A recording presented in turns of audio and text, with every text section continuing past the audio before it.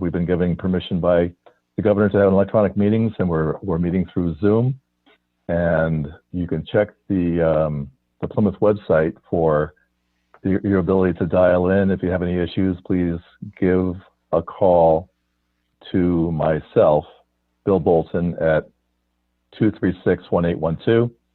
And the dial-in phone number for this meeting is 1-646-558-8656. And the meeting code is 410-339-7912. Press the pound sign twice and you'll be in the meeting. So therefore, I am opening the meeting, and just a couple of reminders, well, a reminder for the board members to make sure that you check the signature file. I'm kind of guilty of that. I haven't been in fairly, well, actually I haven't been in for a few days. And the next item would be Joe Fagnan, who's not in yet. So maybe we should go right to, Mary Ann Barnsley and for a discussion on Section 8 housing and how the off-campus dwellings are, inviting perhaps like Section 8 housing to fill their vacancies. Yeah, I think Bill said it already. And I'm sure we're all aware of it anyway. So I guess I just wanted to discuss the impact of all that, right? The impact on our town services, the impact on the school system. I'm not even sure if we can quantify the impact yet. So I'd be curious as well. So Mark, I'm glad you're here right now, maybe at least to speak to the school impact. Thanks, Mary Ann. And please, my comments about Section 8 housing or subsidized housing, I don't mean to disparage any individual or anyone. It's right. And our reference point would be Plymouth Apartments up on Fairgrounds Road, and also the new complex on Marie Way. So those subsidized housing, like any program, young folks need access to help stepping out into their world, their careers, and oftentimes we all do. We all qualified for student loans or whatever subsidies. There's nothing wrong with subsidies. In fact, it's a step up, and people usually do very well with a step up, and they usually pay back twice what they got. So, so please take my comments based on really historical data that we have from those other complexes. So usually complexes or subsidized housing is occupied by younger families.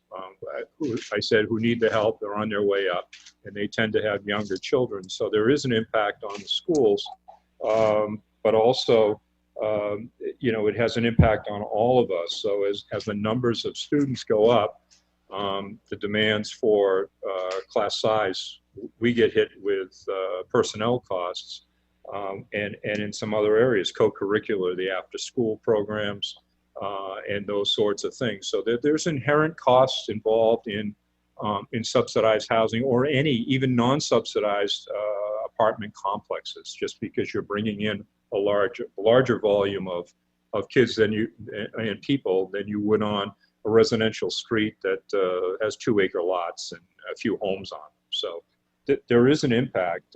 Everything from I'll give you a perfect example. We used to be able to pick up the Plymouth Elementary kids with about 2 or 3 buses for the entire town to get everyone to Plymouth Elementary. And then, with the complexes on Fairgrounds Road, we had to add 1 full bus up to Fairgrounds Road for the number of students. So you can quantify some of the costs, Mary Ann. It's harder when you spread the kids out amongst 9 grades, kindergarten through 8th grade. But there is an incremental cost in all of our programs, be it regular programs, special programs, after-school programs, all of them. So they do have an impact. And I know that both chiefs, their demand for their services go up too, because the three of us often talk about some overlapping concerns we might have in some areas. All right. Thanks, Mark. I know Brian wanted to speak to this as well. He's still waiting for Joe. Oh, okay. And just, well, briefly too, as far as, when we, I guess when this concern got brought to our attention is when PSU was bringing juniors back on campus just to fill their new residence halls and also to make them associate with other people in their majors, so that if they were kind of like a low GPA, that would bring their GPA up, and they really want people to graduate.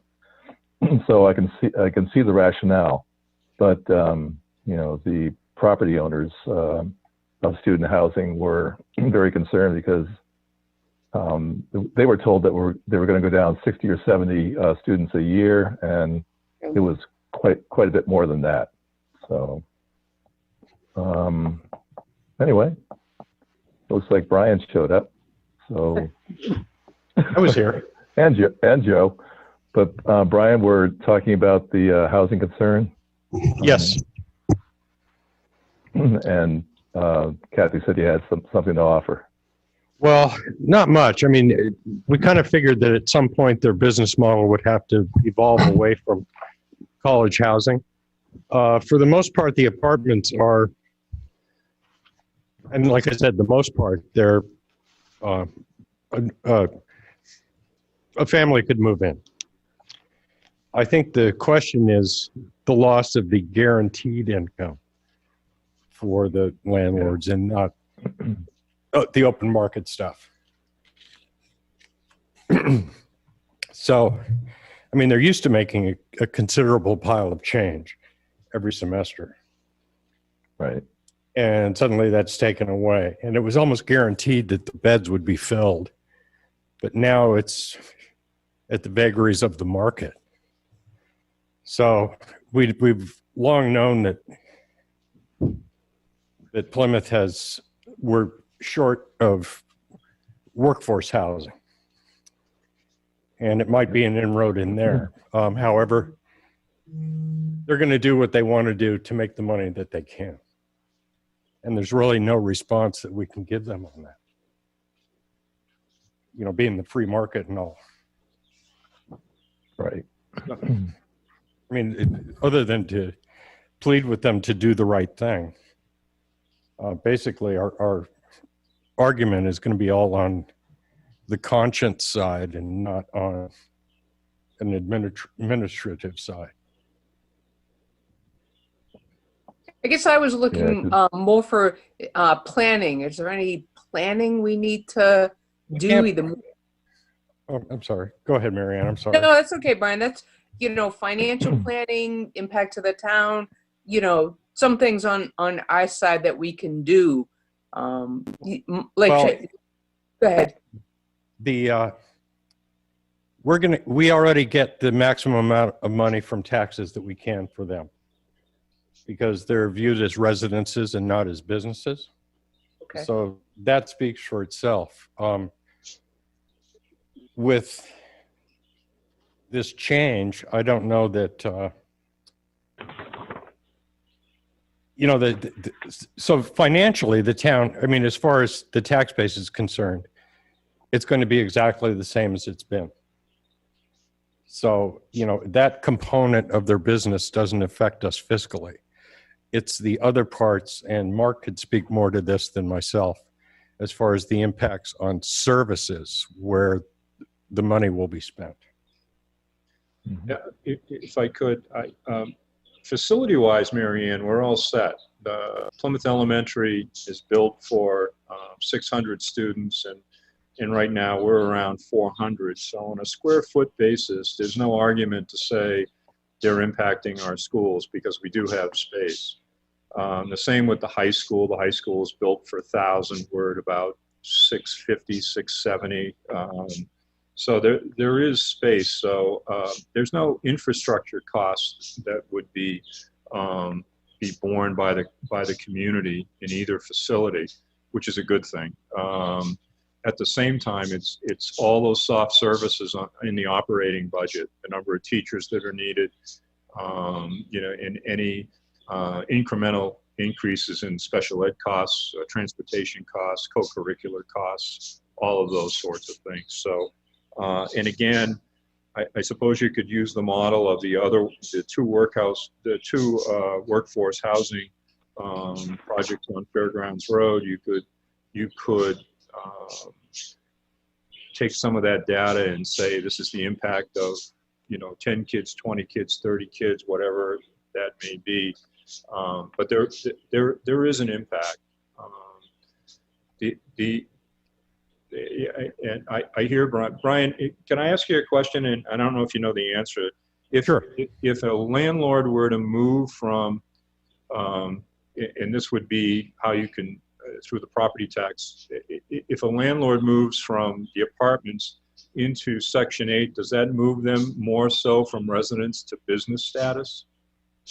I don't know where the decisions were made further up the line. I would tend to say no, because even now, these the housing stock that are managed by the landlords are still viewed as residential properties. So, a two-family home with students in it is valued the same, all things being equal, as one Right. with traditional families in it. Yeah. So there's really nothing there. It's more about the guarantee of income, I think, on the landlord's side that would push them in that direction. Is there any help for the municipality, the town, city, with that Section 8 program? I don't believe so. I think it's geared to the renter and their landlord, and not anything further above. Thanks. John, you got something? Yes. If they do declare this Section 8 housing, instead of using the home value for the property tax, it's based on the amount of revenue generated that the taxes are calculated on.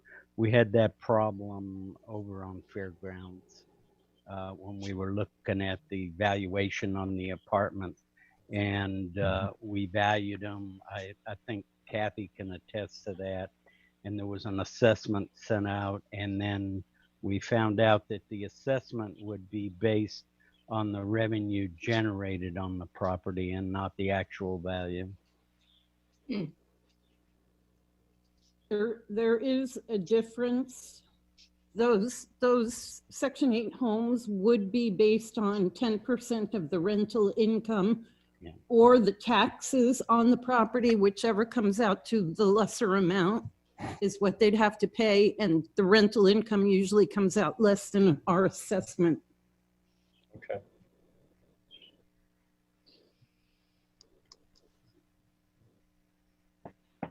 Any other comments? So I talked to a couple of owners, and obviously they're kind of reluctant to put in like $100,000 or $150,000 to make a rental, like a single family house. So it seems like it'd be hard, especially now, even though we've got businesses coming in. You figure that a single family house would be very valuable. But yeah, it would take a pretty good investment to renovate a student house. But And that's mostly from the close quarters that they tend to go with. I'm talking about ones that are legally occupied now. Many of them, there are a few homes around which are grandfathered and overcrowded by anybody's standard that a family would not want to go into unless they had the whole place to themselves.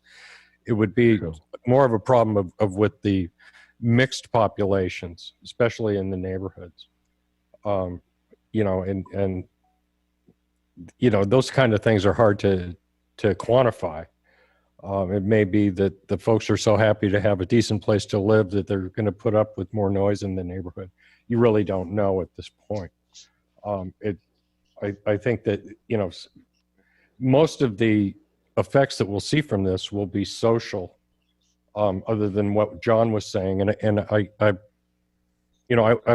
just wondering if that's true for all occupations of this type, or just the ones that are specifically set up, like the Hanaway projects that John was mentioning, that if it's in there, it might have to do with their relation to whoever administers Section 8 housing. In other words, it might be that these folks couldn't get into that program at that rate because they're not set up for multi-families coming in, you know, to be singles one at a time. I don't really know how that works.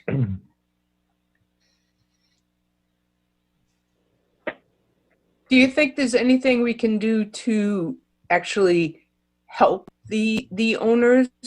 I'm not sure even what that means, but you know, they've been kind of stuck holding the bag. And is there anything we can do to help that? I'm not even sure what that means. Like I said, you know, to help them with this, is there anything we can do? I think the only thing we have to offer would be some kind of incremental taxing. I don't even know if that's possible considering the way things are set up, but that would be about all that the town could offer the individuals, was a break in that regard. And it would seem to me that that loophole was probably closed years ago, just for the way things work. But no, you know, we're fairly limited when it comes to quid pro quos anyway, but that's about the only thing that we could possibly offer. And at this point, I don't see a mechanism to allow that to happen.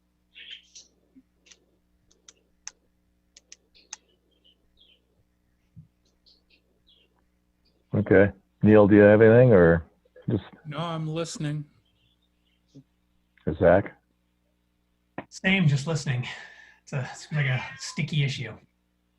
Yeah. That cat is pretty persistent.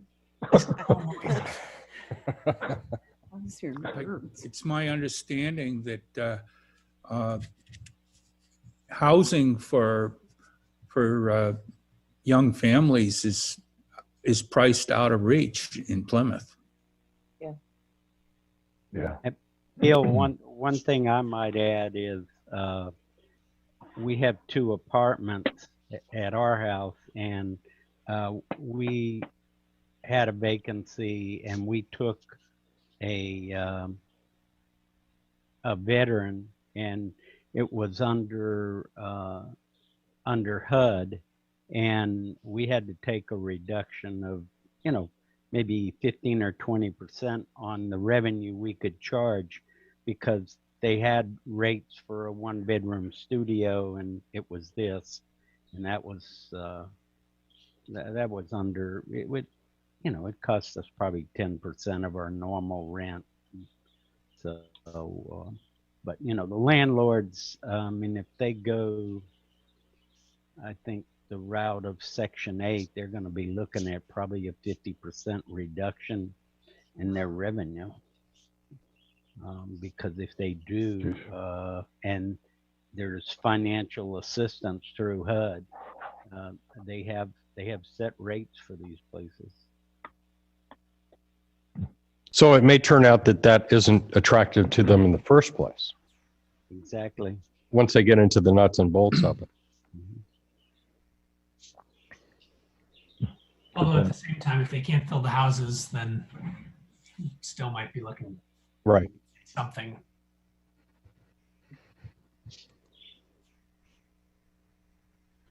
Okay. Well, Marianne, anything else, or? No, I guess I just wanted to throw out those 2 thoughts, kind of understanding the impact and being prepared if we can. And then also just somehow can we support the, you know, the folks that own the business, own the rentals. I'm sure they've had conversations, probably not nice conversations with the university, So once again, just trying to see both sides and see if we could help in any way too. Sounds like we're limited. Yep. Okay. Well, I guess that's it for this discussion. And Mark, you can stick around if you'd like. I'm all set. I've been on Zoom all day. I'm all zoomed out, to be honest with you. It's not built for this. No. But thank you for inviting me. Thank you very much. I All right. appreciate it. Thank you, Mark. Yep. See you, everyone. Thanks. Yep. Take care. All right. Joe Fagin. You're there. Do you want to discuss your desire to go to 10-hour days?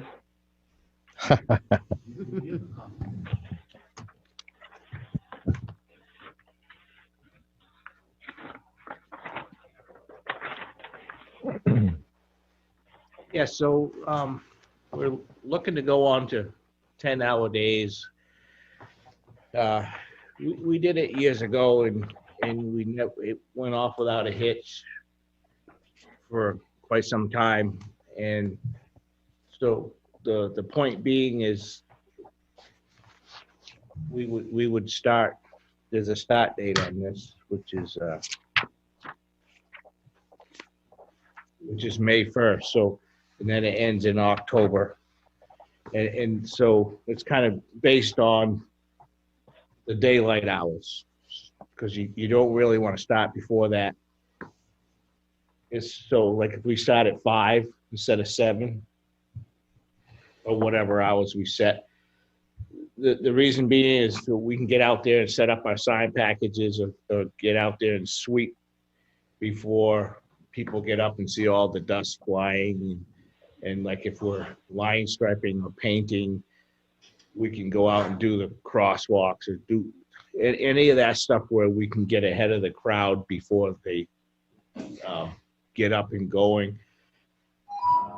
Like a lot of times with our projects, ditching or working in the backcountry grading, by the time you get going and set up your sign package and get started, you lose a fair amount of time. So by having these 10-hour days, we get a lot more production. I get more out of my guys because I get a full day's work without having to cut the day short and trying to set up and prepare. And it seems to work. It used to work well for us. So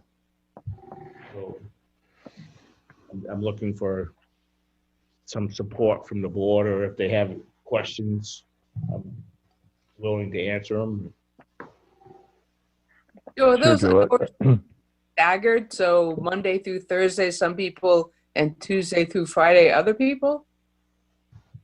No, it's 4 days a week. So and so we have a call out system, which we have like on the weekends. So like if the PD had an issue and they needed something, they would just call that call out person.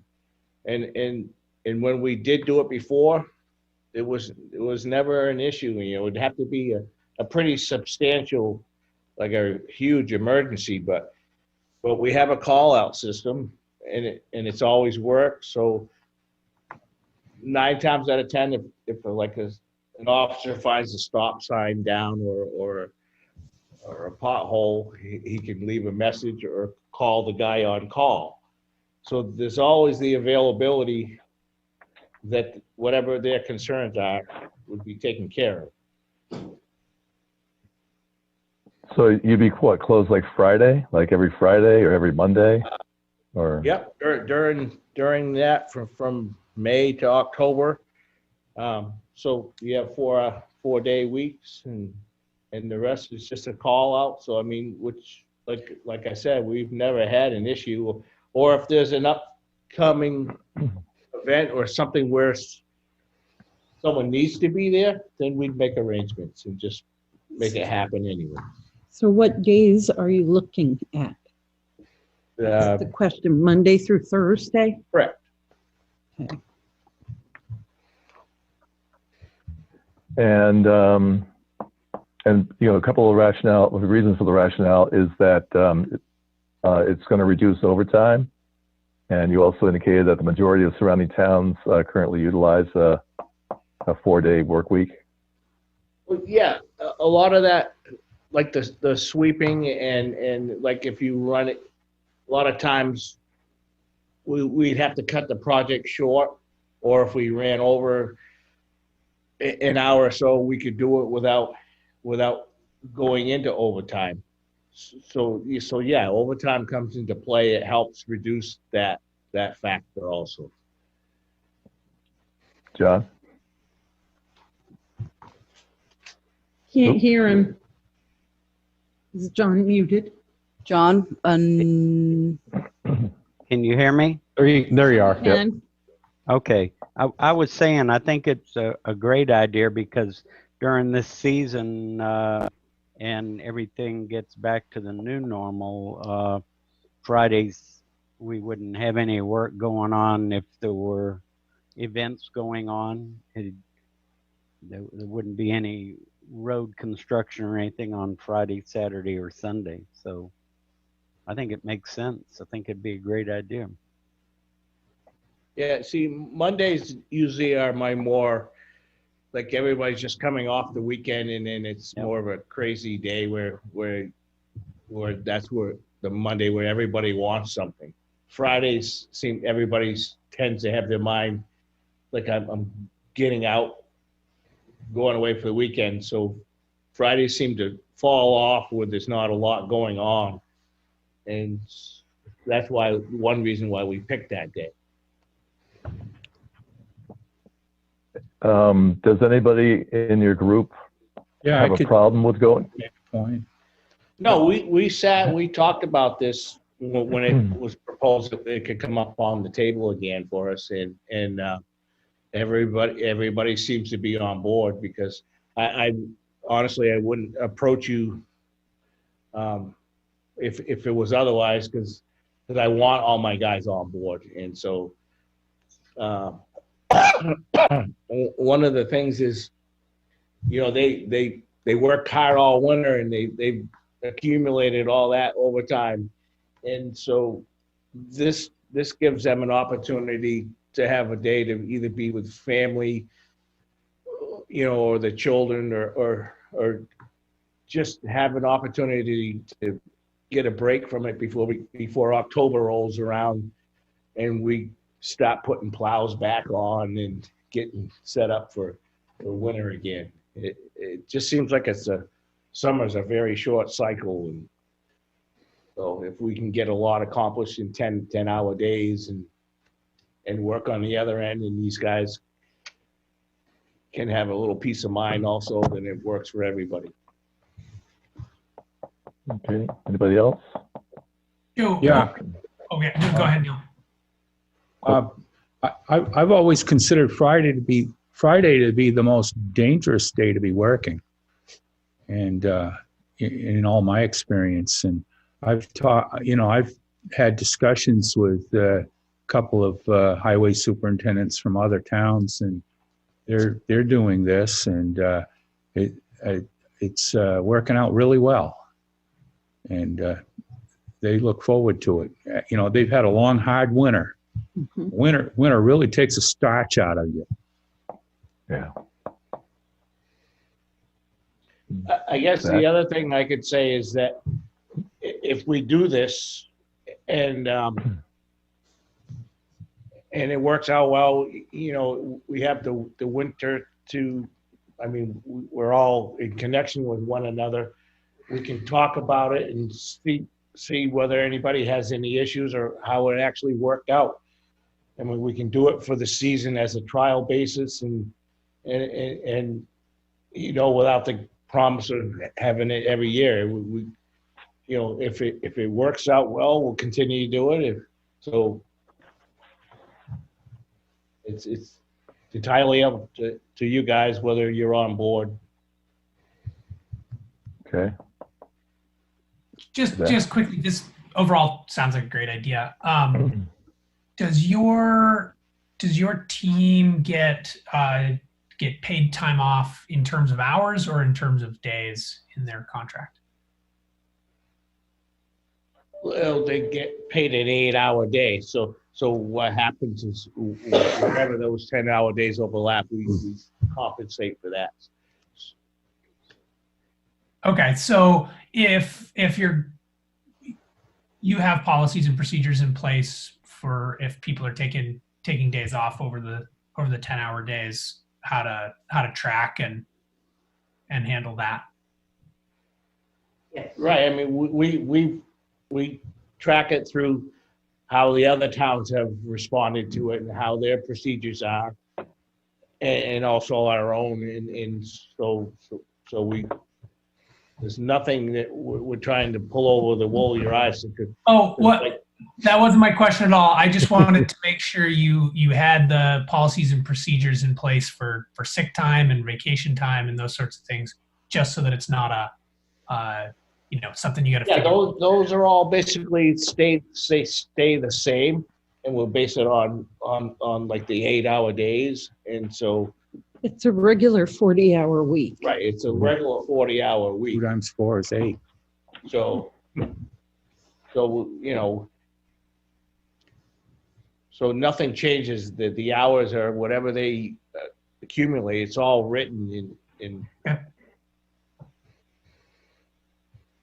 So Zach, for an example, if there is a holiday on a Monday and that's a traditional a day that they would have off, or the day that they would work, they would be paid 8 hours regular, and then 2 hours would be vacation or sick time, or it's usually vacation time, so that they get no more than 8 hours for the holiday. So if they take a day off on a Wednesday, and that would be a 10 hours vacation. Or sick time, depending on what the circumstances was. So they're not unionized as well, so there's no contract for the highway department. Okay. Yeah. Do they have any sort of a employee handbook or anything that outlines those sort of policies? I don't know. I can go back through some of the old ones and see if there's something written in there, or maybe I can find a different town that has something written and share it with you how they do it. But I mean, yeah, it all seems very solvable. I just know that sometimes if it's not written down and clearly communicated, your employees can get a little bit grumpy if they interpreted it differently. Well, I can certainly sit down and write something up and then present it to Kathy, and then she can present it to you guys to proofread. Yeah, I was mostly looking out for you not having to have awkward conversations. No, I mean, the only awkward conversations I have is people who don't understand how it works. So if we have it written and you guys understand it and Kathy understands it, then the rest should be simple. Everything is predicated on a 40-hour work week. Mm-hmm. So, they don't really grind too fine as to, how many hours per day, as long as within that week you don't accumulate more than that, like any other employee. Otherwise, there would be overtime involved. But, as far as any of the benefits or restrictions, those all apply. Just because the days are compressed, it's still based on that 40-hour week. So, as far as reporting purposes are concerned, those employees work those 40 hours. They don't normally ask us, what were they in on Monday? Or, you know what I'm saying, Zach? They look at it kind of two different ways, but the overarching part is that 40-hour week. Great. Good question. Somebody else? Zach. Yeah. Yeah. No, I think it's a great idea. I totally support it. And do we know how much what the cost saving is for overtime? Can we compare any years? Has that been done? Or, I mean, it certainly makes sense we'd save it. Just curious. I guess it would depend on what we have going. I mean, if there was a lot of big projects, then you would save a ton of money. But like on an average right now, you would save, you would probably cut your overtime in half of what you would if you didn't have the 10-hour days. But on a busy year, like if the town had money and we had all these big projects and I needed we would save a ton of money. So it all depends on how active our department can be. And so we're not on a high scale right now because I think in July it would be better because we have a bigger budget to work with. So we have a lot more that we can get out there. And so we might end up having a busier season because we have a larger budget to work with come July. Okay. So, that being said, is there a motion to perhaps have this policy instituted? And I move that we authorize the change in the work schedule to a 4 10-hour day work schedule as Okay, Neil proposed by McIver. Joe. I'll second that. All right, Neil moved and John seconded. We're going to do a roll call vote. Neil, Aye. what's your play? Okay. Zach, Aye. Marianne, Aye. John, Aye. and Bill, aye. So All right. I will draft up something for you and I'll get it to Kathy so you guys can proofread it. And so when if someone approaches you, you'll have a guideline to go by. Sure, that'd be great. Thanks, Joe. Okay, thanks. Okay. Only if you want to. Just threw my agenda down. There we go. All right, so continued discussion on the Facebook page.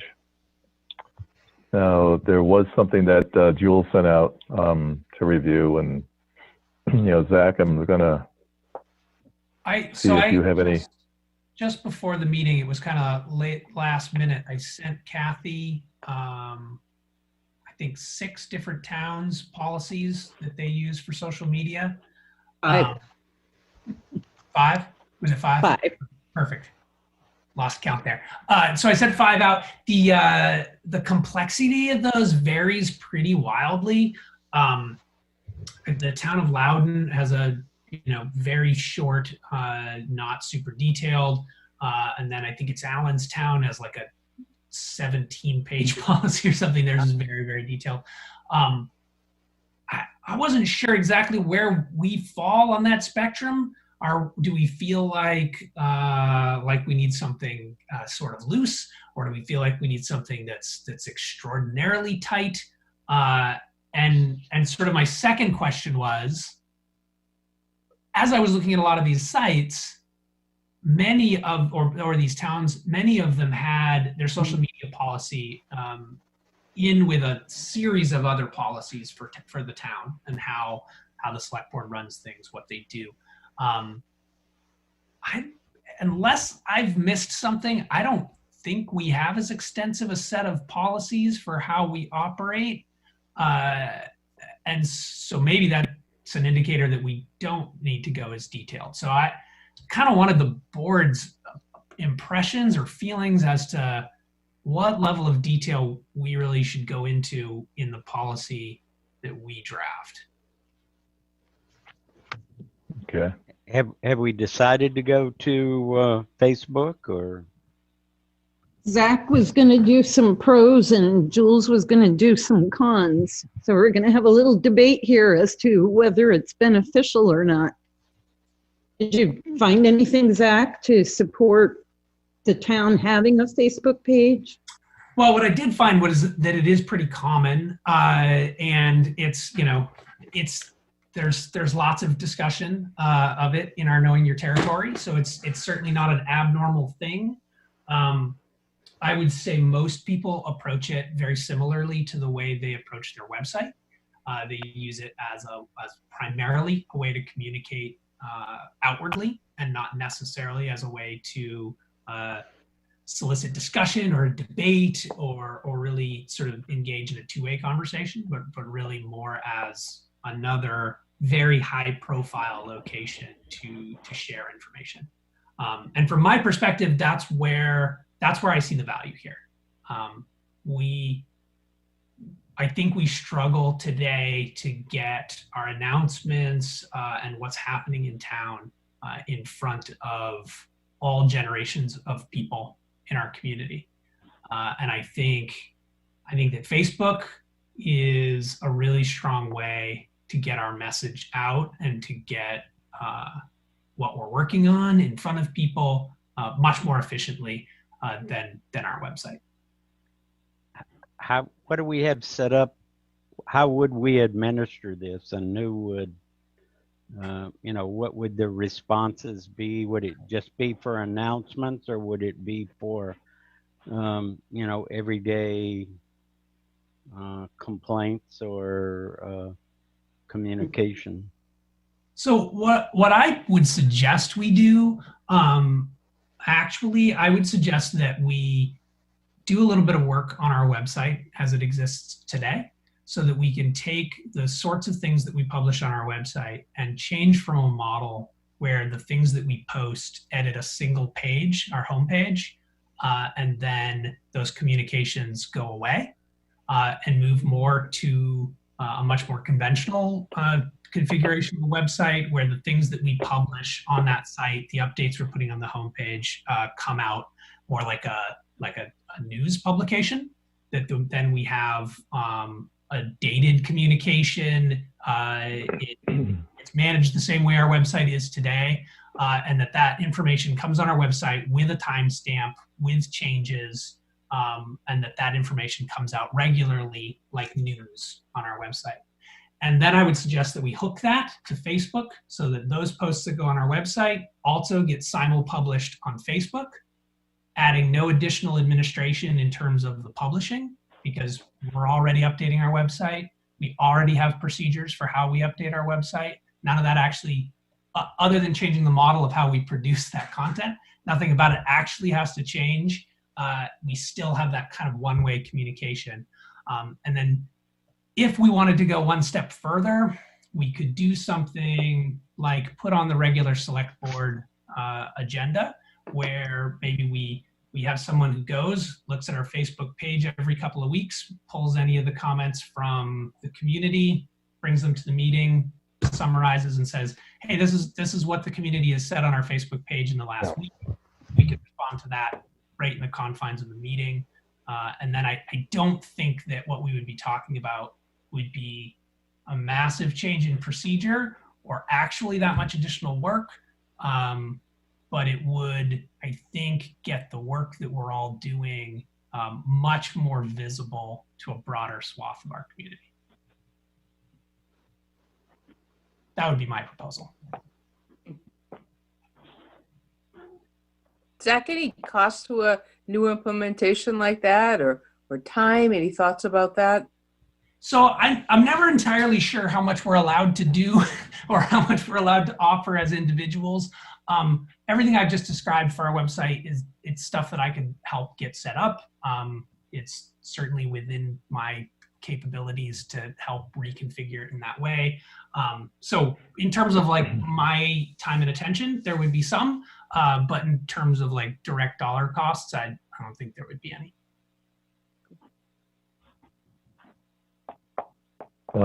Jules, you want to, well, let's see Brian's hand up first. Go ahead. I've been having it up for a while. I just wanted some information from Zach's research. Those towns that you looked at that had social media policy, how much of it was directed towards the municipality's Facebook page versus the private web Facebook page of the employee? I think everything I looked at was really directed, 95% at the municipality's usage. There was, in most of them, there was generally something about being clear in your own usage, that it's your own postings, it's your own opinions, those sort of things. but I mean, it would most seem of to those me policies that are about you're municipalities. essentially proposing two web pages. One that's accessed through Facebook in all of its glory, and the other one. Effectively, what I'm proposing is that we syndicate the content that we create for our website into Facebook to just get larger readership. Yeah, no, And I totally get that part of it. The thing that concerns me is if you allow comments, they'll hang in space until they're addressed by the board. Mhm. And every 2 weeks, like you were talking about. The whole point of having government set up the way it is you got to put your face behind what you say. Yes. And that's one of the reasons that we don't accept anonymous complaints.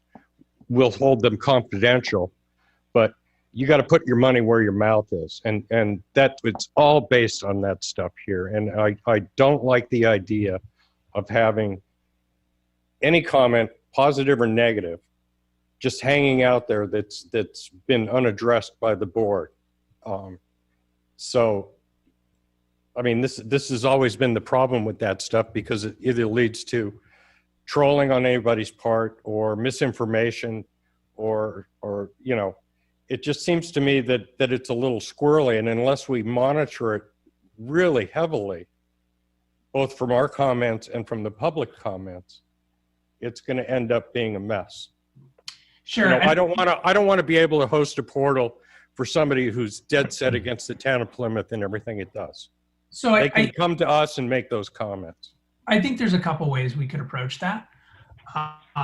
One, we could decide to deal with it and have the town administrator or town manager, sorry, Kathy, or someone within the town actually do the work of managing that. I don't actually think that's the best option.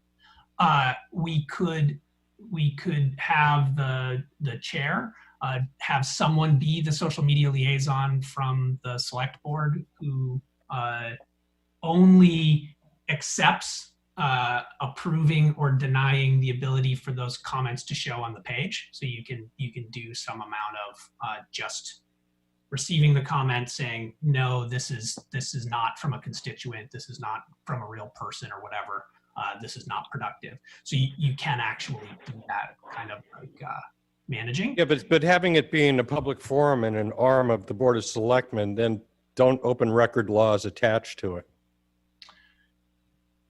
Yes, just as open record laws attached to your email.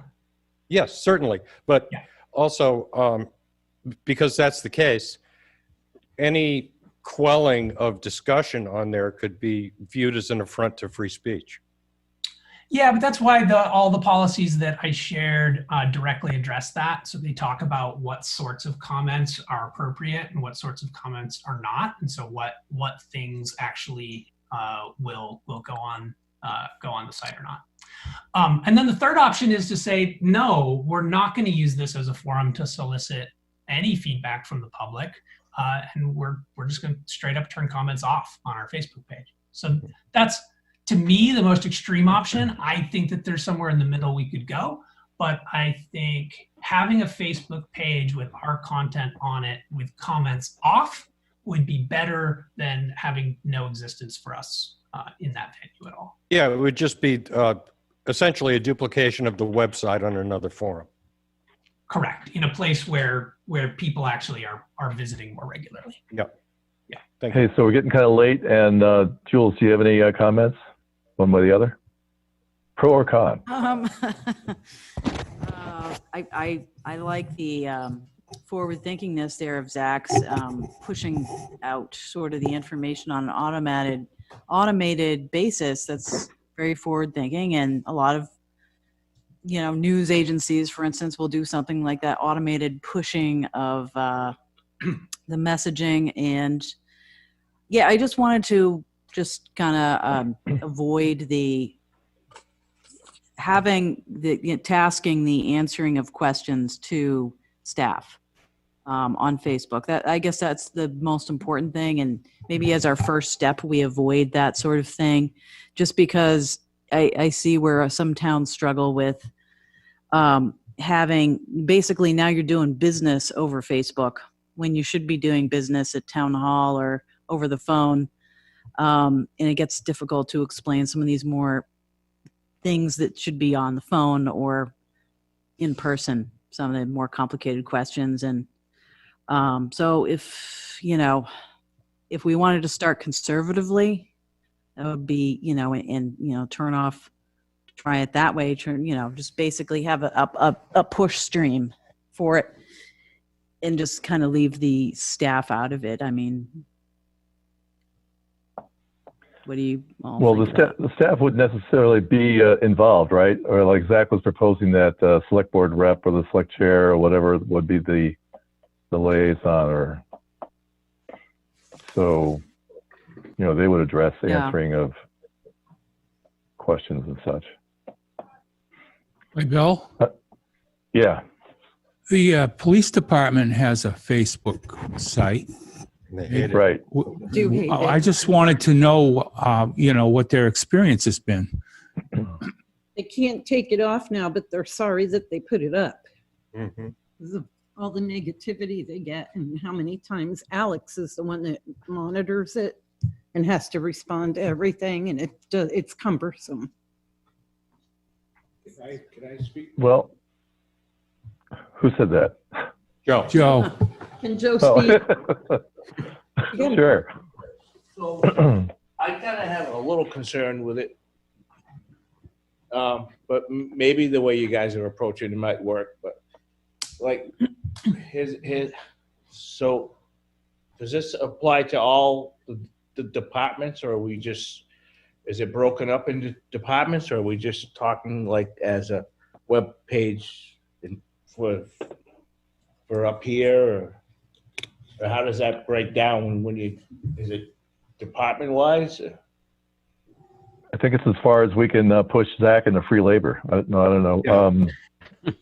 I think it would just be like just the office. I mean, just the front page. Overall.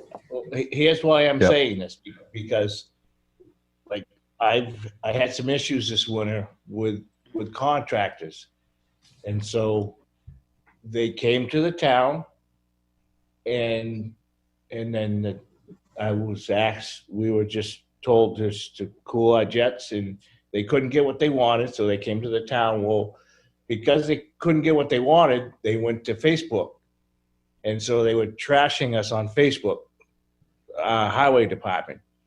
And so for me, I don't deal with it because I'm just feeding the fire with it. So this is why I wouldn't want to go there.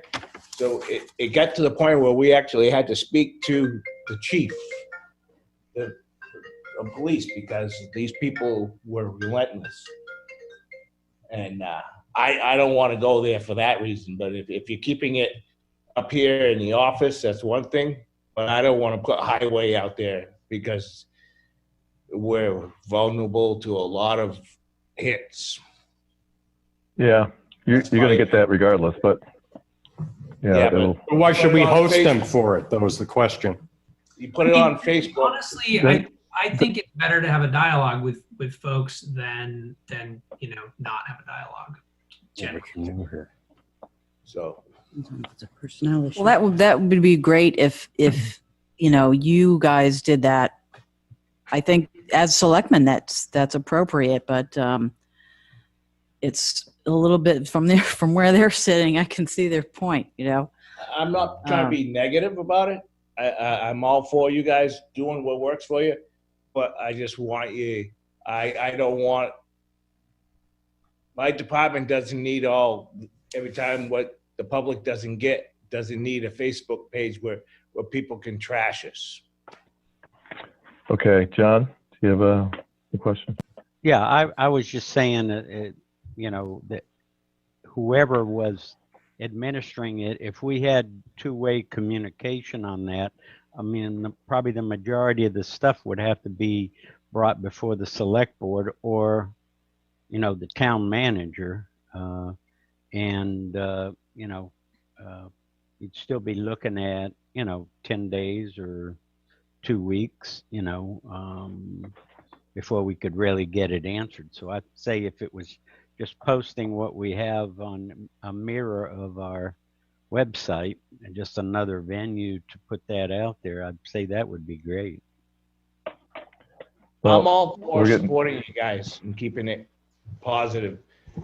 So I'm just trying to stay positive with it. I wanted to share that with you. Okay, we're running a little bit late, but maybe I can propose this, that Zach might be able to work with Jules to do like a dummy, website / Facebook page, and just to either, show why it's worthy of going forward with it or not. But, would that be requiring too much work for you, or is that? No, that seems fair. At least for my Jules, end. you want to? Okay. I Jules, would that be okay? I would recommend we go ahead and do a motion for them to test the Facebook and see how it works. I kind of want Jules' ascension first. That she's going to. Town manager's sort of call. I don't know. I don't feel like I can. Okay. Do you have time to work with Zach to do a dummy one? Sounds like Zach's gonna set it up, and I'm just gonna Right. kind of look at it, right? Yeah, I think we can do that. I'm just gonna permit somebody in. Tom's here. Yep. Tommy. We can look into it a little bit further too, to see how it works for other towns. That comment thing is still a sticker, though. I know, I don't Sounds like I don't Zach like has the a good- comment. No. Very good grasp of the intricacies of Facebook, which is a great first start into it. So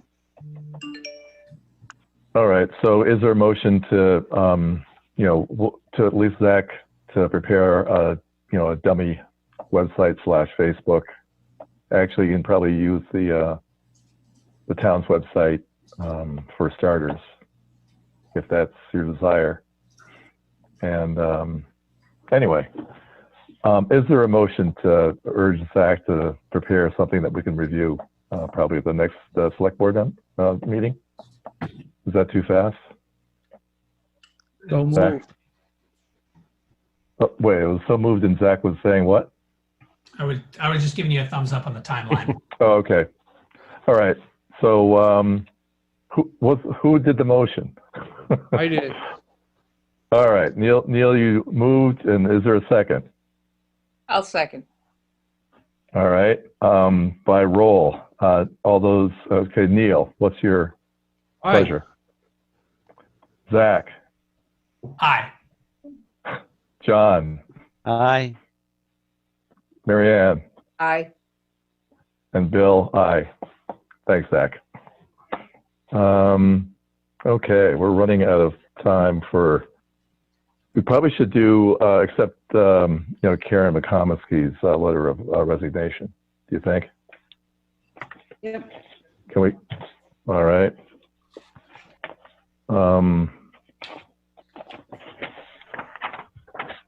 Kathy, do you want to give an overview, or just everyone's got a copy of the letter? Everybody's got a copy of the letter and the message from Steve. Okay, has everyone had a chance to review it, and can they provide either some kind of input or even a motion too, for that matter, because we're at 5:58? I would make a motion, we accept the resignation and bring her back part-time after the 30-day. Okay, is there a second? Second. Okay, John moves, Neil seconds. Neil, what's your pleasure? I think we should commend her on her service too. That's true. Yep, I'm sure Chief LaFave will do that. But how do you vote, Neil? Aye. Okay. Zach? Aye. John? Aye. Marianne? Aye. Bill? Aye. All righty. So I guess we'll table the other items for our next work session. And and actually, maybe Kathy, could I ask you just to put out the RFP? Oh, does anyone have the RFP for legal services, attorney services? That was part of your package, yes. All right, maybe just ask that everyone review that, just to see if there's any worthy of discussion for the next meeting, and if not, we'll just have Kathy release that to get that out. And the boss plate will stay on the boss plate for the next meeting as well. Yep. And we're not going to do those non-publics at this time, or at least we'll do it later. Okay. It is, must be 6. Yeah, it is. Yes, it is. It's 6 o'clock. Yeah, it's 6 o'clock. I'm calling the select board meeting to order. Are we going to stand for the pledge? Indeed. I have the flag Okay, well, right see here. Yep, the flag is right there. Mary Ann, do you want to lead us in the Pledge of Allegiance? I pledge allegiance to the flag To the flag of the United States of America and to the republic for which it stands, one nation, one nation, under God, with liberty indivisible, with liberty and justice for all.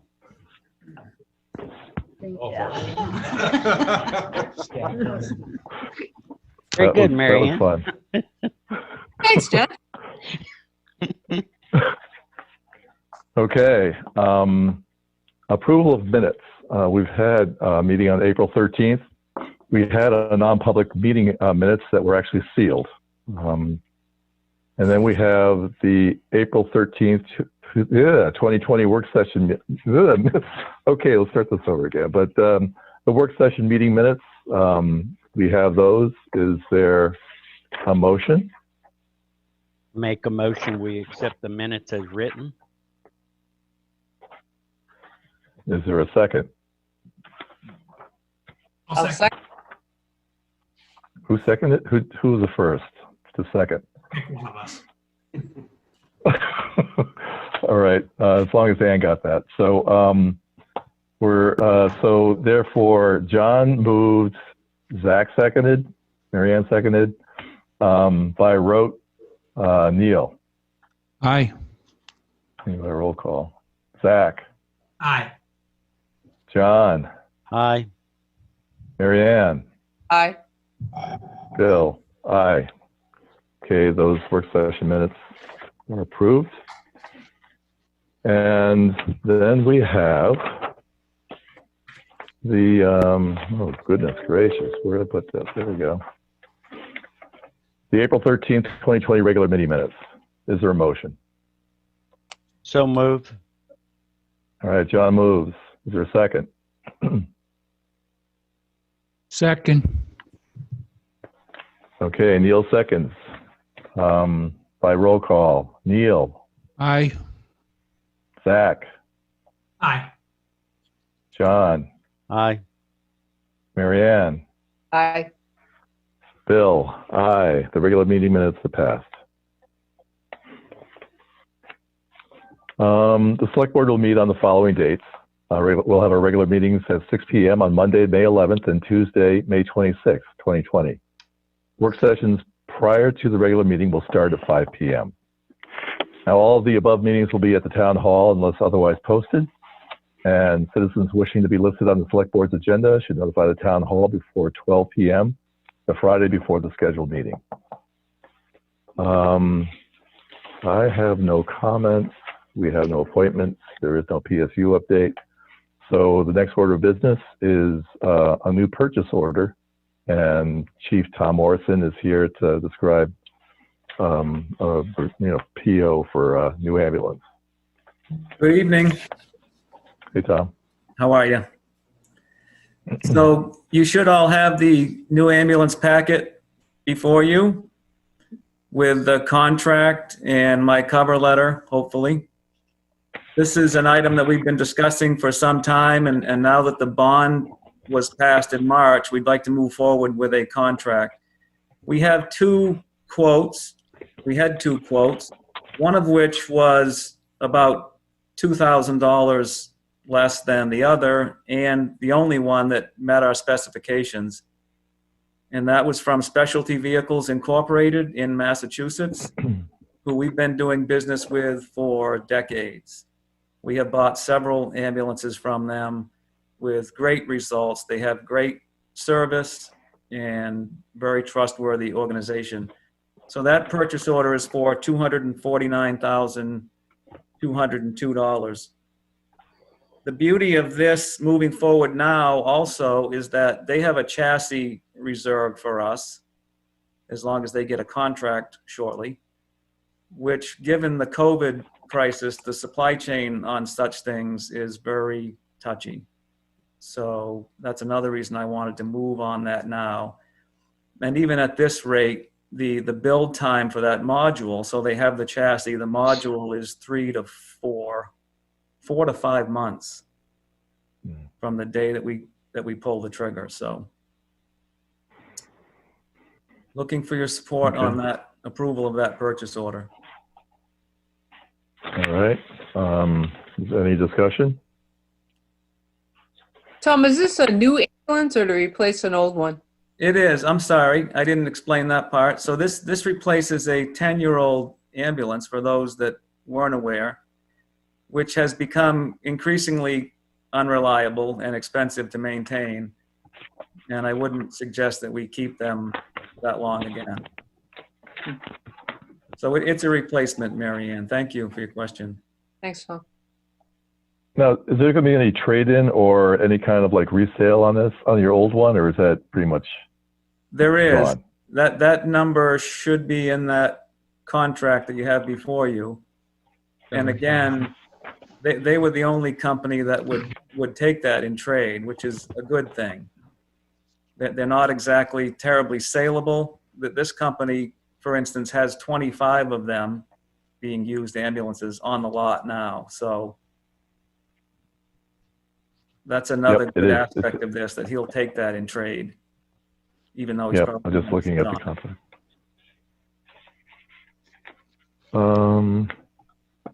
Any other comments? Chief, All how did right. this compare Oh, go to ahead. the price that you estimated when the town put it on the warrant earlier in the year? I'm sorry, go again, Zach. How did this compare in cost to what you had estimated for the warrant article? It's pretty much on the money. I think we had estimated $250 in the warrant article. Great. Good job. Thank you.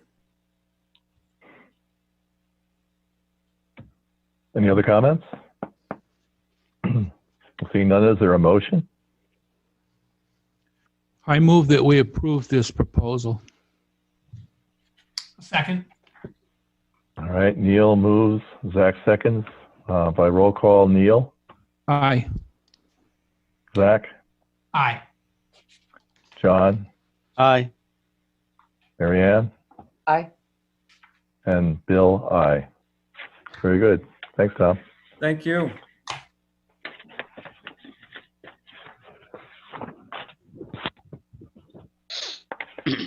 Okay. Catherine Lowe, the next item, has Brian Weeks Electric PO for replacement of lights at Town Hall. Correct. Kathy, do you want?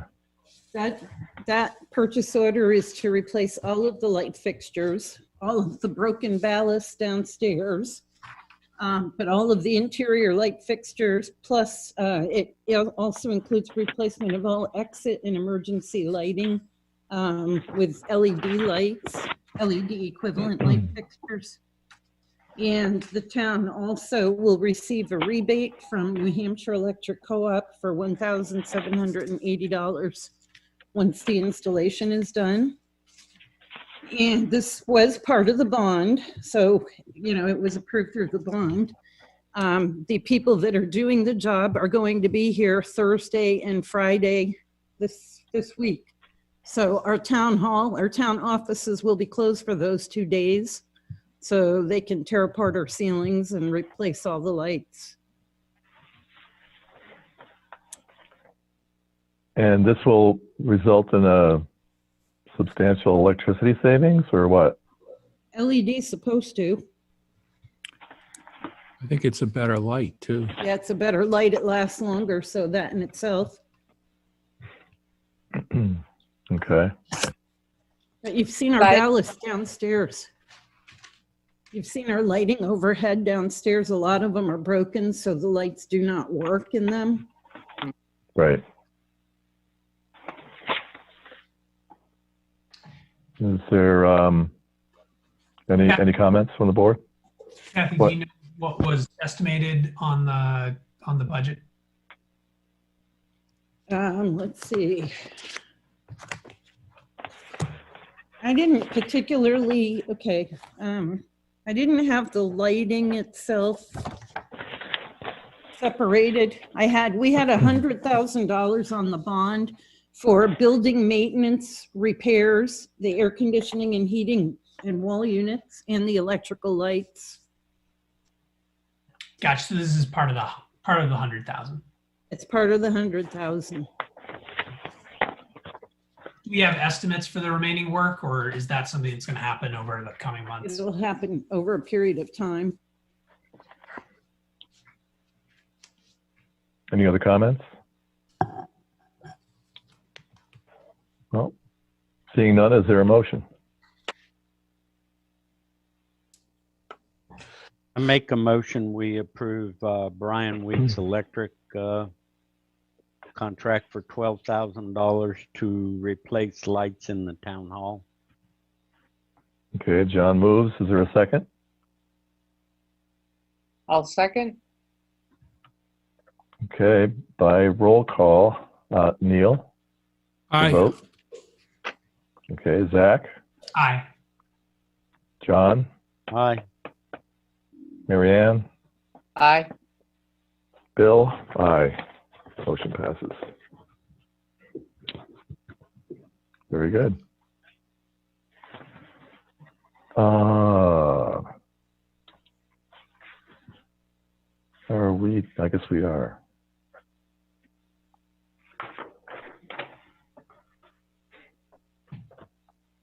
Now we got 3 minutes. And we have to go into a public hearing.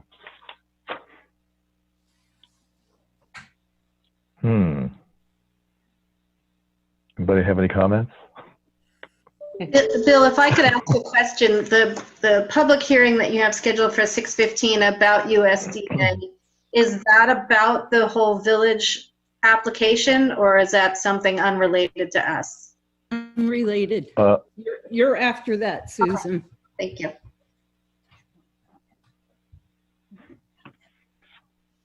You couldn't have made it a three-minute question, or? Hi, Bill. This is Joe Ebner. Can you hear me okay? I can.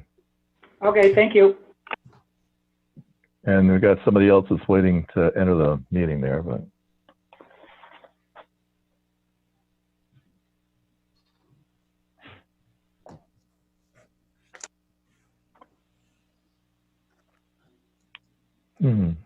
Who is it? How about them Sox anyway? Yeah, they haven't lost the game yet. And you know, the Yankees haven't won, so it's win-win. We've enjoyed reliving the 2011 Bruins Stanley Cup championship in my house. Yeah. Hey, Jules, I don't know if you see that, but there's a chat. I don't know if it's the same guy or not, but saying, "Who are you?" Is that Frank Miller? You know, No, it's not Frank. I tried to like convince him to get It is into Frank the anyway. meetings, but he doesn't use phones. Oh. Yeah. Anyway, is it close enough?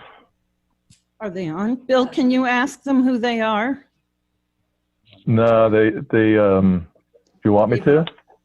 It's the phone number. Just say which, can you identify, are you a Plymouth resident? The phone number Last phone number, what is it? I can't read it. 7595. 7595? Yes. Yeah, that would be me, Chris Oh, Woods. crap. Oh. No, I just can you identify yourself to everybody? So I want everybody to identify themselves right now. All right. So okay, never mind. You already admitted them.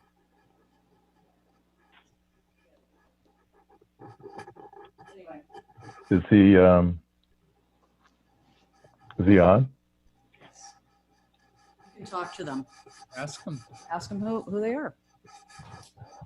Hello. Well, hey, is this Chris? Yes, Chris Woods. Yes. Okay. Okay, great. Thank you. Thank you. Yes, of course. Yeah, maybe you had trouble. Maybe I was on. I think I was on hold for a while. Yeah. Okay. We were unaware of who you were at this time, but and Chris, you're just in time for actually a public hearing. That's why I'm joining, just to listen in. Okay. Well, I'm opening the public hearing at 6:15 on 4/27/2020, and the Plymouth Selectboard welcomes all present for this public hearing to acquaint the citizenry with. Whatever. Jules, I'll read your whole document in total, but with a possible unanticipated grant funding from the Community and Facilities Grant and Loan Program in the Rural Development Program of the USDA. The goals of the meeting will be to present the plans for the acquisition of possible funding of proposed capital improvements and to hear the comments on such items as economic and environmental impacts, service area, alternatives to the projects, or any other issue pertaining to the proposed project. Speaking to this item is Julia Harvey-Volia as grant writer. Thank you, Bill. So really we want, if the select board could speak to it and give their support to this grant project. Really, it's not the grant necessarily, but the purchasing of all the items that I've put forth in the grant, which is a miniature version of what we have for our bond ask at town meeting. And so the USDA would just like to know and get your approval that you're in favor of this project, the purchases here, and that it's not going to come at a cost to the town in another way. It's fully supported by the community. So I just had put on the grant, the purchases of the ambulance, a stretcher, a glass crusher, a skid steer, the radio system, a wheel loader, and a wood chipper. So it's part of the requirements that there's support, as Susan sounds like she's got a very similar situation going on. Jules, how much is that grant for? Well, so the grant request is for just shy of $1 million, but from my conversations with a representative from the USDA, it sounds like they're only going to, if they approve us, get $250,000. So that's the maximum amount we would be able to spend of their money. We would have to spend down approximately $250,000, a little more than that, and then we'd be able to spend their $250,000. I'm hoping to get an award letter in May with more details about it. So I have a question. Do we have to spend that money on the items that you listed, or could the ambulance qualify? The ambulance was part of the list that we put in the So grant. we've already done it. Yeah. Yeah. Correct. Everything, like some of the things in this bond were put in that grant, just from a few departments. But everything in the grant is from the bond, so. Good job, Jules. Thank you. So I got a question though. Does this really need to be a public hearing, or can it just be like the board approves you going forward with this, grant application? This was what was the USDA told me, that it had to be a formal hearing. They are going to request the minutes from this as proof of public support. Okay. I'm just fulfilling their requirement. That's all. It wasn't my choice to do a public hearing. That's just what they asked me to do. Because, you know, when you do a government federal grant, they want all this transparency connected with it, proof of transparency. Okay. Well, we do have a couple of public, or a few public.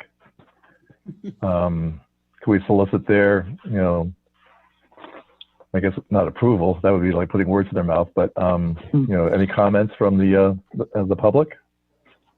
As a member of the public, Mr. Chair, I think it's money well spent. It will kind of free up monies that we've already promised in the grant for other projects in case there are any overages. Any other public comment, one way or the other? Oh, yeah. Now, Chris Woods, yeah, I applaud your efforts to apply for this grant, and I think it can only benefit the town in much needed capital improvements. Thank you, Chris Woods. And the first public member was Brian Murphy. Sorry for not identification identifying purposes. myself, sir. And maybe if one of you can speak to what happened at town meeting as far as the approval of at town meeting, that would add to the minutes, the approval of the spending package was made at town meeting this spring. Okay, Yes, you just said that. Well, I go know, ahead. but I'm not a select board member, so you know what I mean? They John? want the select board to. Yeah, the town, the public at the town meeting approved expenditure of these items, and this is just one way of funding them. They were approved in the bond proposal and the equipment. Thank you. Okay. I'd like to add Um, something. I'm not familiar what's in this particular application, but I can speak to the grant program because my grant coming up on the agenda is also for this same program, and I've written for it a few times before, and it is a great way for rural communities to be able to keep their facilities going in areas where we may not have as many revenue sources as other places. So I commend people for looking under every stone and turning over every rock to be able to fund these important services. And yes, the public hearing is required, and we'll be holding one for ours as well. All right, Thank you. thanks, Susan. Susan Amberg. And I don't know if everyone listened to the governor's COVID update at 3 o'clock this afternoon, but I mean, realistically, even though we're kind of flush right now, we're not going to be flush in the fall, and our revenue is going to be whacked. So, you know, for us to be able to get a grant like this would be very amazing and necessary. So, What's the timing on this?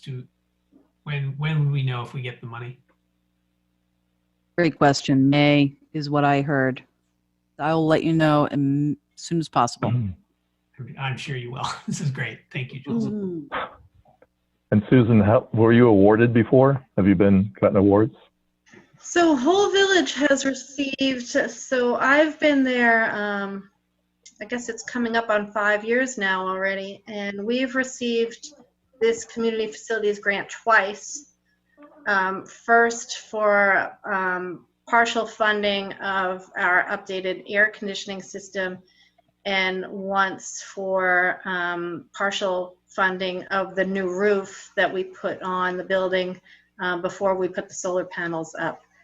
And in both of those cases, and in this case that I have before you later in the agenda, with our mix of a 19-town service area, they told us that they could fund up to 35% of the project. So for those two projects prior and this one, we're proposed to fund the project 35% through USDA Rural Development Community Facility money. And then we did other foundation grant writing to fund the rest. And my experience with them is that they want to be the last money spent. So they want you to have identified the other sources, and they make the last payment. Has been my experience with them.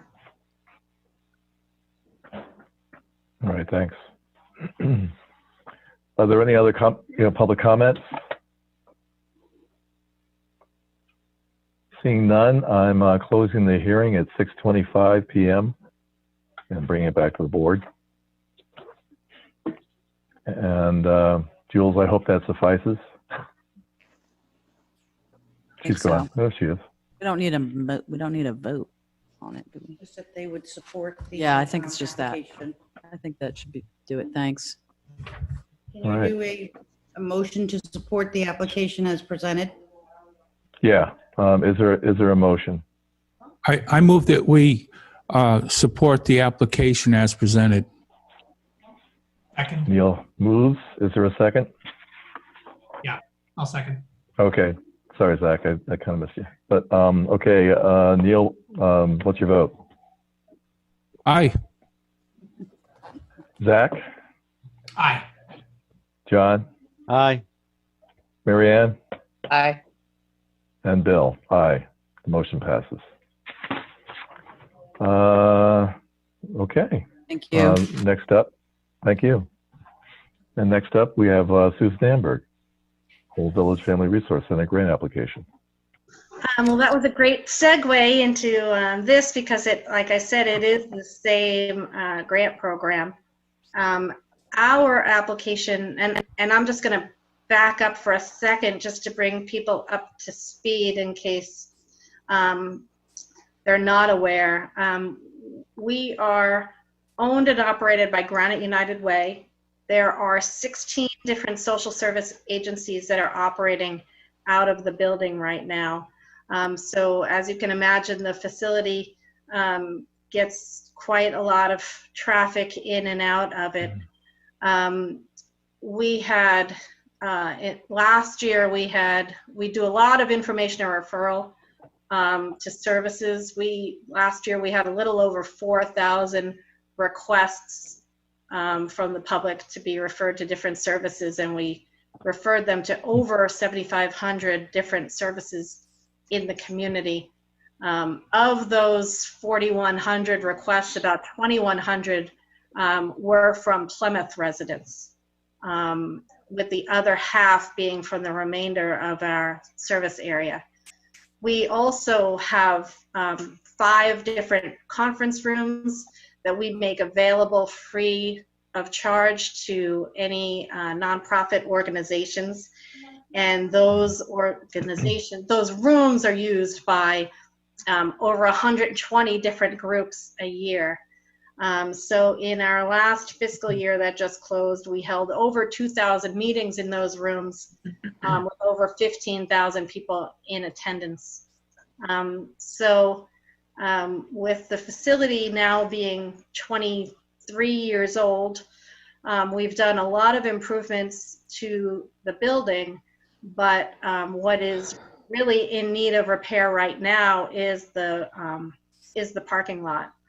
So my application to USDA was to repave the upper parking lot, the entranceway from the road into the parking lot, and then that upper lot in the front of the building. I will be getting 3 bids, but for the purposes of writing the grant, I just got 1, and that was for about $47,000. So needless to say, if I can get 35% of that from USDA, that would be a big boost to our fundraising. So my application to USDA was for a little over $16,000 to fund it was $16,456 to be exact, towards funding the parking lot repairs, some of the storm drains need to be repositioned. The existing pavement needs to be ground up in place. There needs to be regrading and then repaving that whole front section of the parking lot. So, like I said, it's going to require about $16,000 from USDA, and then I plan to do the other $30,000 through other grant proposals and other individual fundraising that we do over and above the fundraising that we do for services each year. The application requires any nonprofit organization to get this form, this evidence of community support for the application. So it is just, what I'm asking for today is just the approval of that evidence of community support, which I think you should have all received that document. It does not obligate the town in any way, shape, or form to any funding. Like I said, the 2 times that I have done this before, we've gone through this process. We've gotten the approval from the town to go forward with the application, and we have funded the rest of the project through our own other fundraising. So it's a requirement just to get town support, that you're in support of the facility and the project, and that's what I'm looking for this evening. All right, thanks, Susan.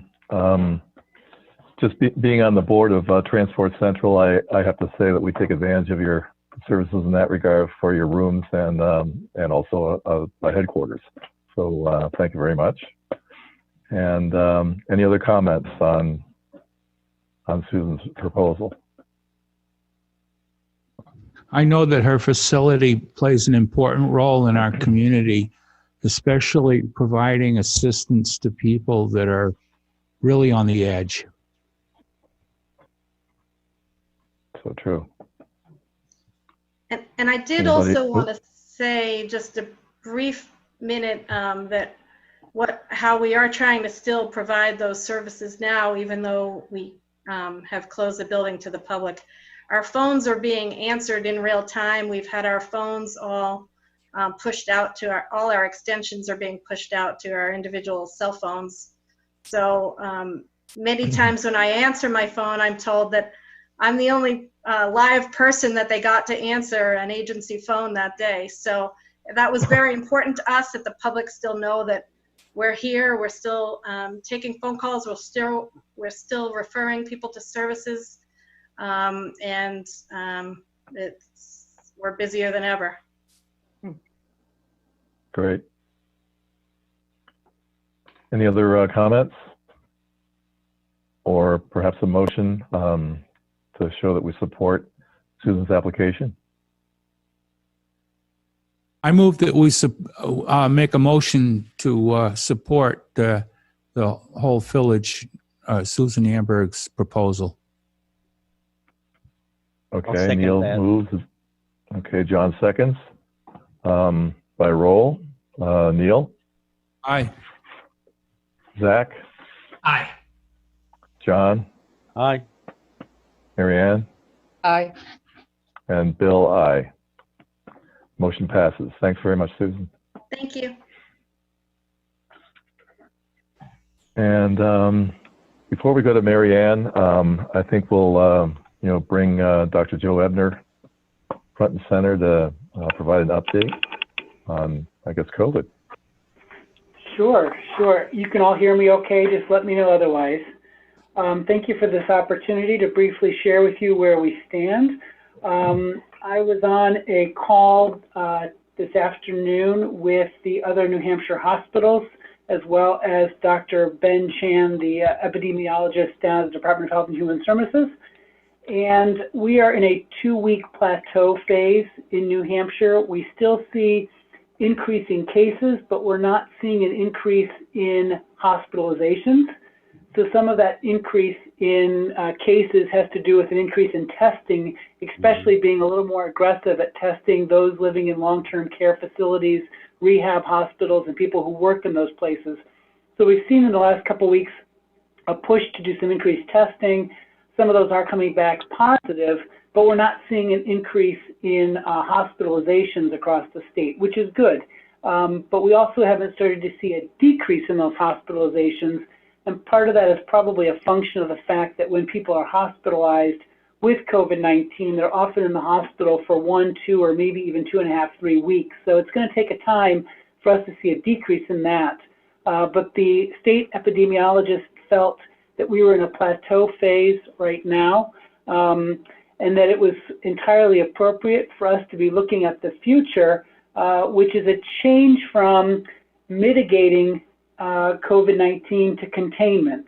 And so similar to when we first started seeing these reports across the globe, we were focusing on containment. So if someone had a positive, we would try to swoop in, identify who those positives were, and try to contain them. Then we kind of threw up our hands and said, well, everybody has it, there's community spread, let's mitigate it. Well, now we're turning our attention back to containment.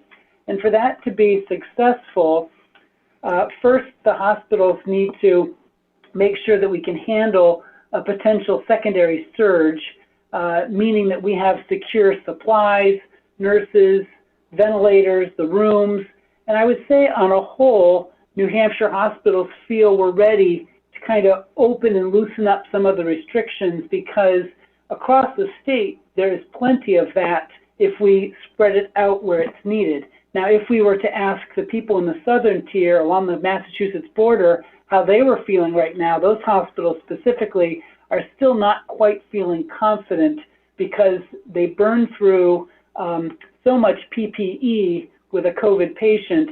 They're not feeling the same confidence that we do about how many weeks out of PPE equipment and ventilators that they have.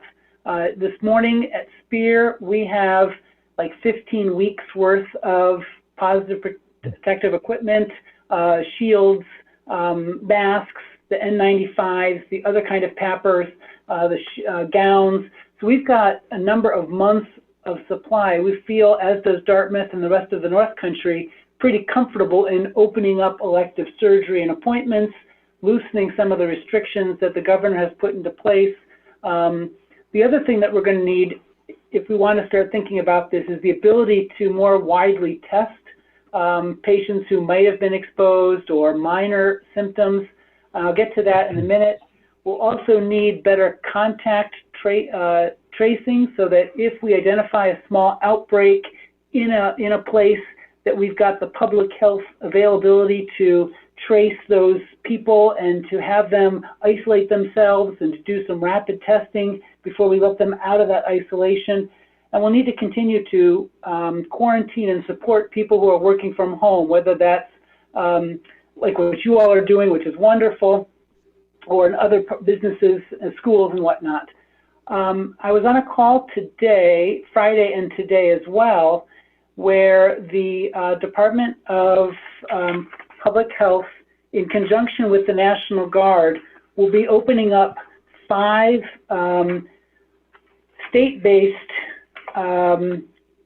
testing sites across the state, and one of them will be at the Plymouth Armory.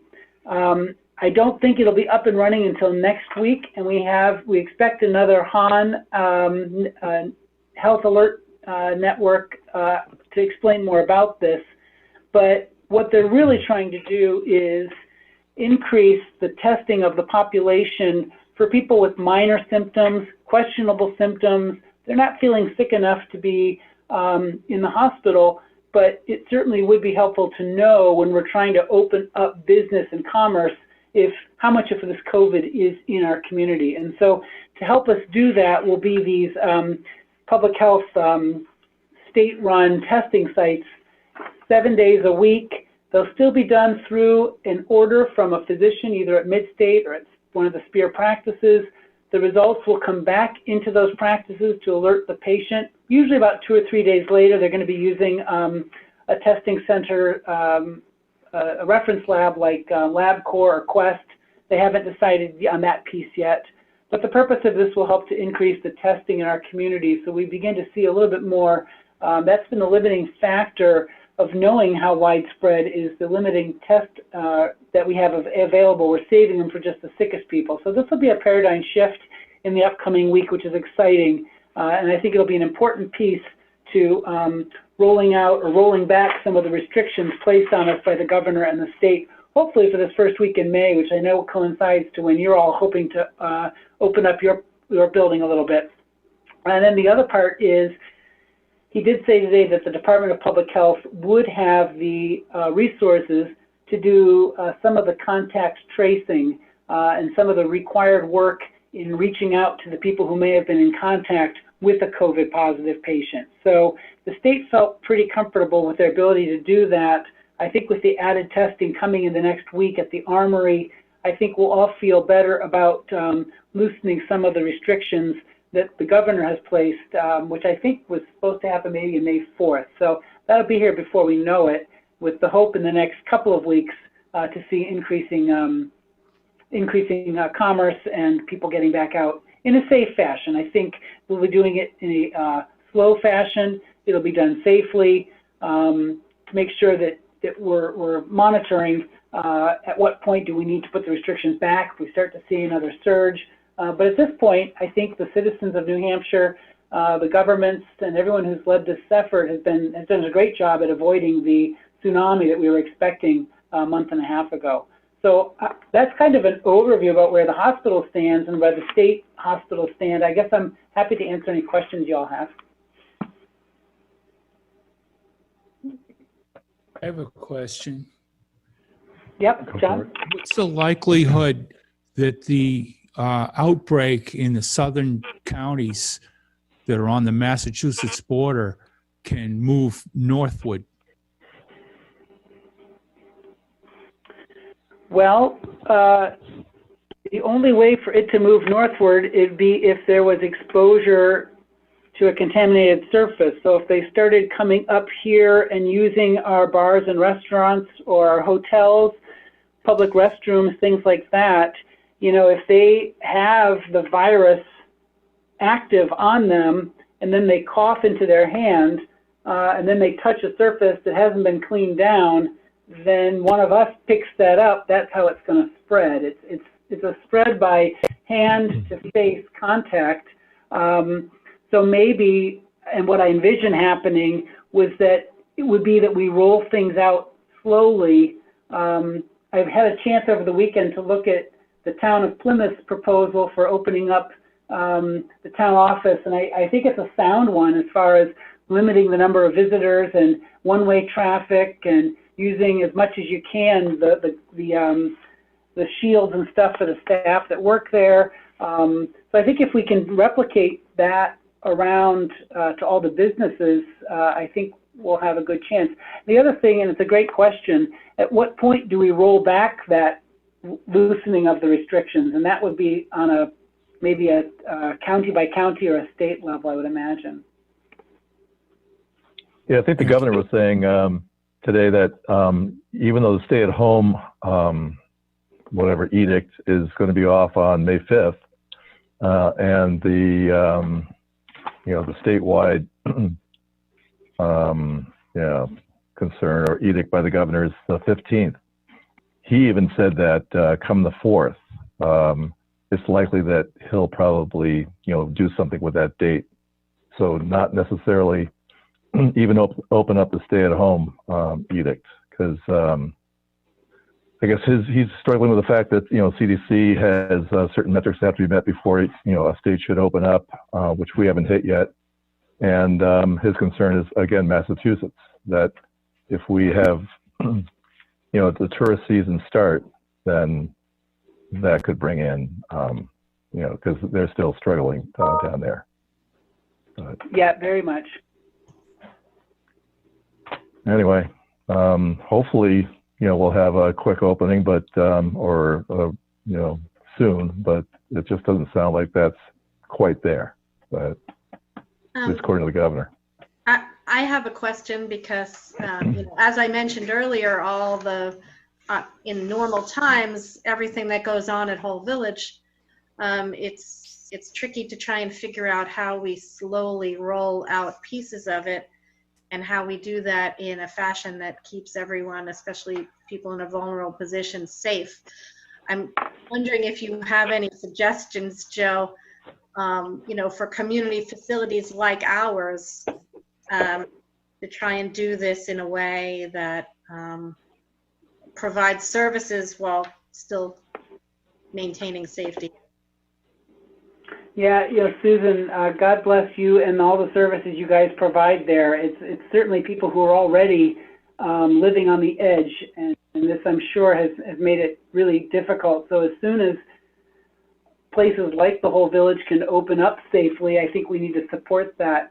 I think we'll be following what the CDC recommends as a state for opening up programs and buildings like the whole village. And Susan, if there are some specifics that you guys would like to tap into our occupational health folks and our infection prevention folks, maybe instead of opening it up to all of the folks who are at the whole village, maybe they just open up by appointment only, so that you're limiting the number of times people come in and out. There's not many people at the same time. If you can do it, if you can, by appointments, maybe that would help decrease some of the crowds in the waiting room. Our occupational health team and our infection prevention team would be happy to help look at your individual services and decide how we can best safely open that up when the time comes. Just give us a call. I'll be calling you tomorrow. I'm sure all day. Chairman? Yeah. I think we could, if it's okay with you and Kathy, we could share the guidelines that we have at least drafted for the town office. I think they're applicable to a business such as Whole Village. Yeah, Tom, Okay. I think you're. Go ahead. I'm not sure who was speaking. That was just me. I was just saying, Tom, I think you're right. I looked over those guidelines over the weekend. I think they would fit for a place like the whole village. Okay. And for those that are not aware, that the town has a reopening team that's looking at such things. That includes the town manager, the health officer, finance, coming up with a guideline on how we might open such places, like our town offices. Great, thank you for sharing that. I'd love to see it. Okay. All right. Any other questions or concerns? Well, thanks, Joe. All right. Thank you. Thank you, Dr. Ebner. You're welcome. Thank you for all you're doing. Thank you. And Mary Ann, discuss first phase of small business recovery concerns. Yeah, I guess just a couple updates and a couple questions on my end. The biggest concern still with folks, obviously, is the money rolling down from SBA and PPP. I have to say, I think there are a couple who've gotten PPP. I'm actually one of them. I just got it a few days ago, and I'm on the congratulatory list for the SBA. I'm close to getting my SBA grant/loan. They actually told me congratulations the other day that I've made it that far, which is a bit scary. It seems to be taking a good 5 weeks for anybody to see anything, if they get anything at all. So still lots and lots of concerns. Most of us are working on a very tight budget. Cash flow is difficult, and obviously it's only making it more difficult. And as we get into some sort of tourism season, we are still gonna take a hit. I would not be surprised if we see a couple businesses close, although we have seen some reopen, so that's assuring. And then one of the questions that I've heard is, what does reopening look like for them? And that may be unique to every business, but how do they, even the curbside delivery right now, we're all doing some different things, some common, but some different things. So, what are their guidelines, depending on, I know Tom just mentioned that there is a reopening committee, and so I'm certainly hoping that it speaks to that, because there's certainly, like I said, there's certainly some confusion by the business community all around. So I don't know, Tom, if you could speak to that whole reopening and how it will be passed down to the businesses and I guess enforced is not quite the term, but making sure we're all on the same page. Yeah, I think you're correct in saying that it varies business to business. Everybody has a different model that they operate on, and what may work for you is going to be different for places that have a greater capacity for outdoor seating, for instance.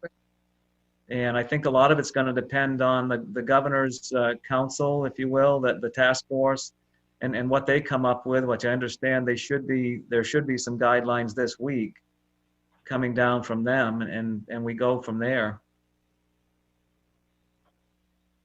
Does it make sense to have some sort of, once we get to the almost stage of reopening, to at least meet with the businesses for any questions they may have? Or is that too overwhelming and be too specific per business? No, I would think we could do that. I think that would be helpful. Okay, great. Thanks, Tom. Yeah, of course. That's all I have for updates.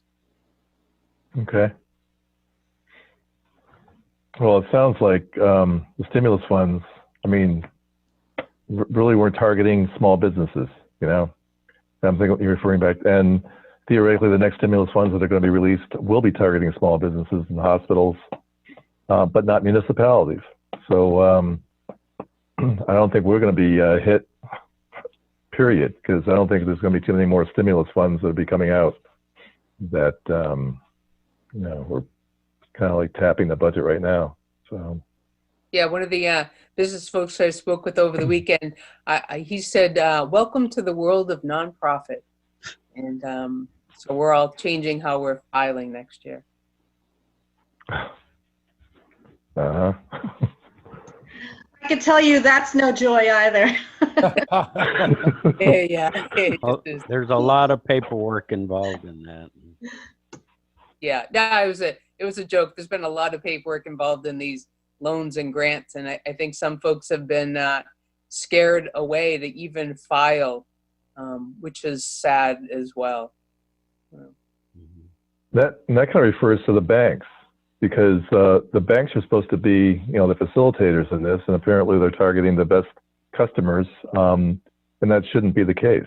You know, it should be, you know, if you come with an application, it's federal monies, so they should be, you know, helping you regardless. But so part of the anyway. problem working with the banks, numerous times I've become the pain in the neck all around each all areas, including the bank. So they struggle with, once it's said that the bank is now going to process the PPP loan, they wait for SBA guidelines. And so the SBA guidelines, they're still working on what those are. And then they pass them on down the bank. Now the bank has to set up some sort of process on their end. And the process has changed a couple times, and there's also a lag in implementation.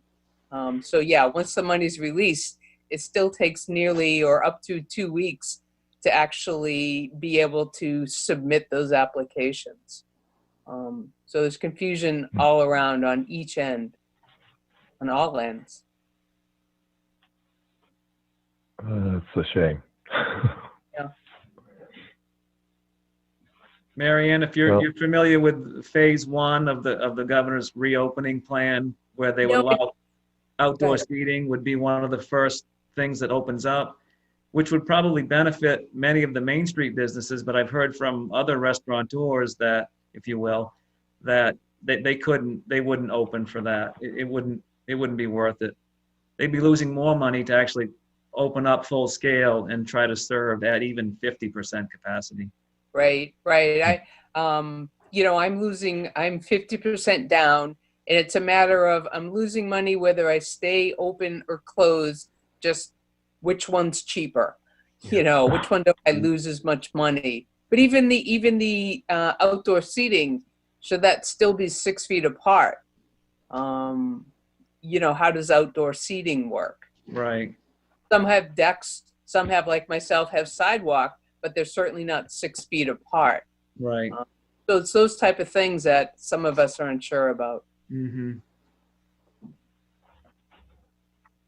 Tell me, do you address that, or will you address that, or Well, I far think as- it's going to depend on the recommendations that come from the task force, but at some point Right. it will come down to the local level. There'll be a lot of decisions made at the local level in terms of public health, for sure.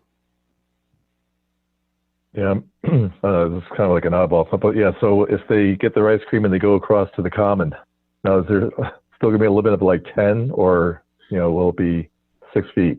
Yeah, that's a good question. In any event, We don't know the answer to that, I don't think, right now. yeah. I mean, I think in All right. terms of the executive orders, they apply to the business space. So once they leave there with their takeout, we don't know and don't have a lot of jurisdiction on where they go and what they do with their takeout. Right. Once they're on a public space, like you said, the common. That's a good question. We'll need to work through that. Yeah, that's certainly one of my personal concerns is, with ice cream, people like to hang around, whether it be in front of the shop or, as Bill said, across the town common. These past 2 weekends where we've had a nice day each weekend, people were really good. They either stayed in their car and waited for us to put it out on a table outside, kept their 6 foot distance. Even if they were outside, they sat on the hoods of their car, still maintaining that 6 foot difference. Yeah.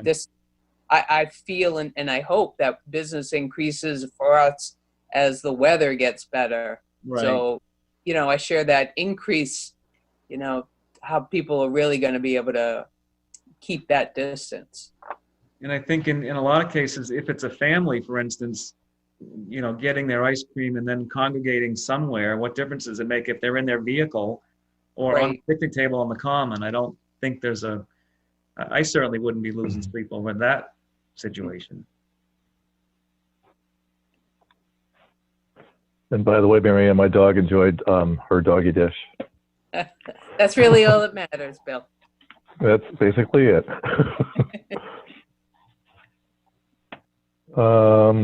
Anything else on that subject, or? Nope. Thanks, Bill. Well, in that case, we've got committee reports. Does anybody have a report?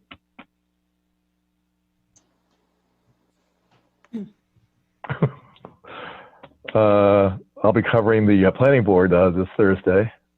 Thank you, Bill. You're welcome.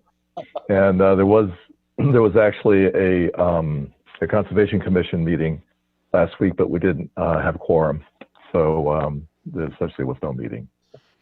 And we have a PERLAC meeting tomorrow night. That's it for me. Bill, what's PERLAC?